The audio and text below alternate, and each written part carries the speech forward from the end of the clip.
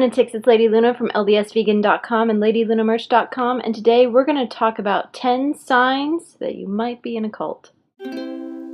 Healthy body, healthy mind, it's Lunaversity time. So first things first, yes, I have glasses. My eyes have just been really bothering me lately, and I'm having to do a lot of reading for these videos, so I'm going to need to wear them. So if you don't like them, sorry, but I have to wear them right now. But I feel like, I can make the look work, so we'll work with it. So first of all, I want to define what a cult actually is. A lot of people have different ideas about what a cult might be.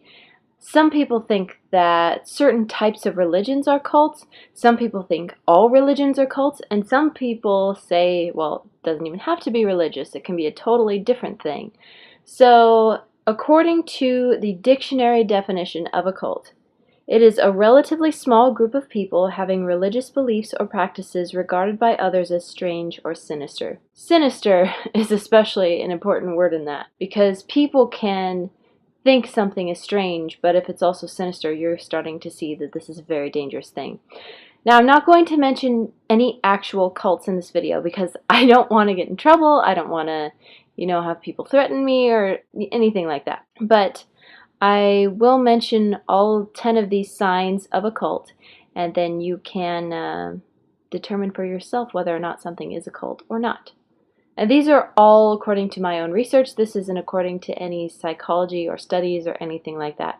So take it with a grain of salt. The first sign of a cult is the people who are members of this cult worship the leader of it more than they worship the deity or moral code that they follow. People start to think that their leader is a god, or they start to think their leader is someone who will bring salvation to the whole earth or save the whole world or things like that.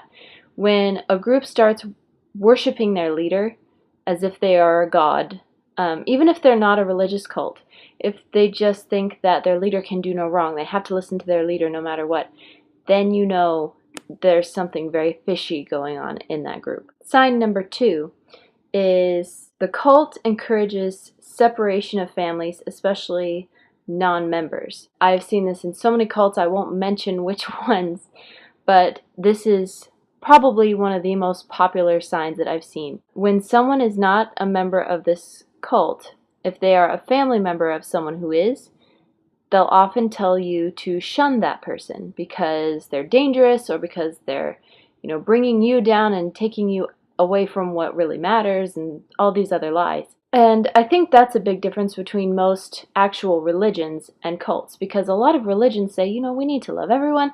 Let's just, we can welcome people into our church or whatever it is, but, we also need to love those and care for those who aren't with us in our church. And a lot of churches are very family-centric. So even if people aren't members of that church, they still say, love your family. Family is so important. Let's keep the family unit strong.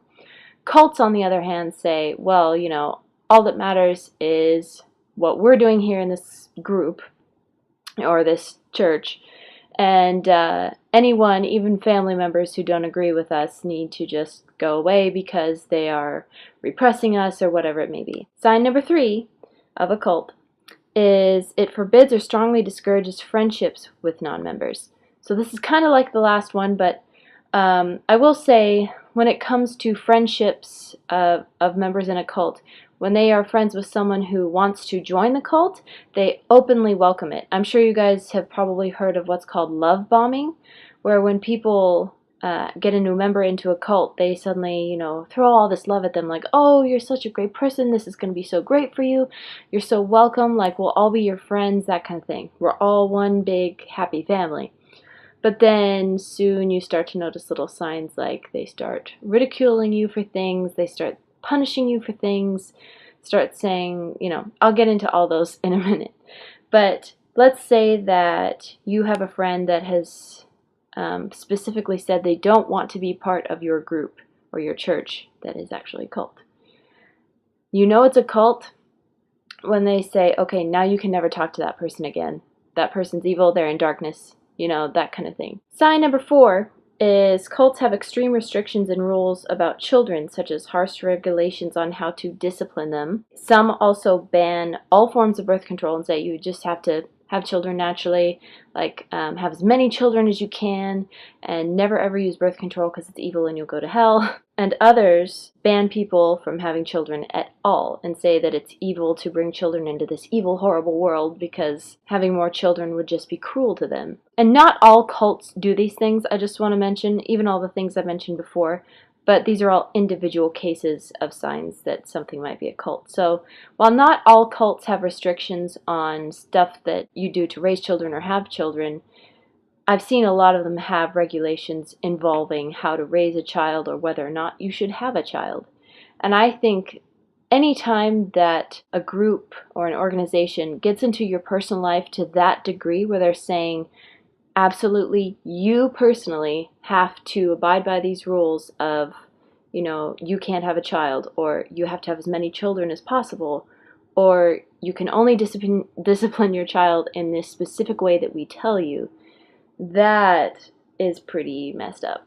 Sign number 5 is cults, a lot of the time, not all the time, but a lot of times they live in a group apart from regular society, such as a compound. Or sometimes it's a big building. A lot of cults tell their members that, the rest of the world is so evil and they're all lost. So just come in with our little fold, our little group, and we'll all live together in perfect harmony and happiness, and we'll live the way we know we should be living. And that's kind of how they draw people in to live on compounds that are completely away from society, and that can make it extra difficult for members to leave if they actually have a change of heart and want to get out. Sign number 6 is this. Any abuse toward the members of this group are regarded as okay or normal. So again, this isn't true in all cults, but some cults make public displays of discipline toward its members so that it will scare other members into abiding by the rules. This can include hurting people, or it can include verbal abuse, or, kind of just scolding people in front of the group, something like that. Sign number 7 is similar to that, but it goes on behind closed doors. So in a lot of other cults, members are often isolated and punished or abused by the leader or leaders. So this is one where a lot of members may have experienced this, but since they're isolated, they think it's not happening to everyone. They think it's only happening to them because they've been bad or evil or something. So the leaders are punishing only them in a very, very harsh way, such as, like I said, verbal abuse, physical abuse, sexual abuse, different things like that. And of course, they're threatened not to tell anyone. If they tell, maybe they're considered evil, or, the rest of everyone else will think badly of them or ruin their reputation, all sorts of horrible things. When in reality, if that ever has happened to you, you definitely need to tell and call the police. Sign number 8 is the members are encouraged to self-harm, deprive themselves of basic needs, or even commit suicide. And I think all of us have heard the horror stories about different cults where they actually all committed mass suicide, which is so, so tragic. But other times, it's not as heavy as a suicide. It's something that's still really bad, but can go more unnoticed from the public eye. This may be depriving yourself of food when you really are hungry. It can be depriving yourself of, like I said, basic needs such as washing yourself or things like that as a punishment or a discipline tactic. Sign number 9 is open ridicule or punishment just for asking questions or using critical thinking. So this is another big difference between normal religions and cults.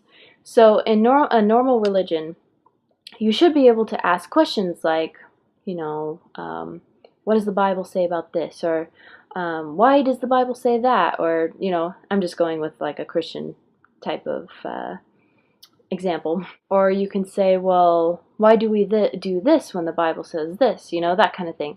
People are allowed to question things in a regular church. They can also use critical thinking like, well, I don't know if it really makes sense for us to learn this in church when the Bible says this, or things like that, or even just philosophical things like, well, I don't feel it's wrong to blank, but in church we're taught to blank, Because usually there's people there who will have an open discussion with you. And keep in mind, not all members of a church are going to be open to an open discussion. But according to the doctrine of most mainstream religions, they're willing to talk to you. They're willing to answer your questions. Whereas in a cult, if you're already a member of it, they don't want you asking any questions at all. They think that that means you're going to suddenly leave the cult, or they take it as an insult or something like that, so you get punished or you get ridiculed, often in front of other members. And last but not least, the 10th sign of a cult is threats of harassment if a member leaves or tries to leave.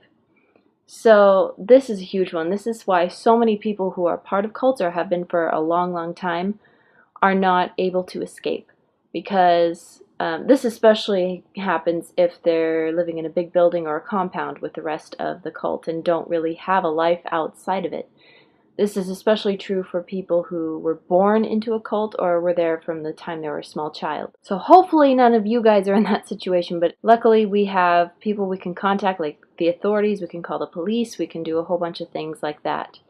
But I would highly encourage any of you who are watching that if you've ever experienced being part of an organization that tries to do things like this to you or other people, get out of it as soon as you possibly can. I hope you guys liked this video. I know it was a little different than things I usually make because I usually talk about relationships and law of attraction, but I'm also kind of more into the weird stuff, the paranormal stuff, and I'm figuring I might make more videos about that kind of thing once in a while. Not all the time, especially since Halloween is coming up. So I also think this is such an important message for people because cults are a huge problem and they go unnoticed all the time. So definitely watch out for these things, take care of yourselves, and be sure and subscribe if you would like more videos like this. And I'll talk to you guys later. Bye!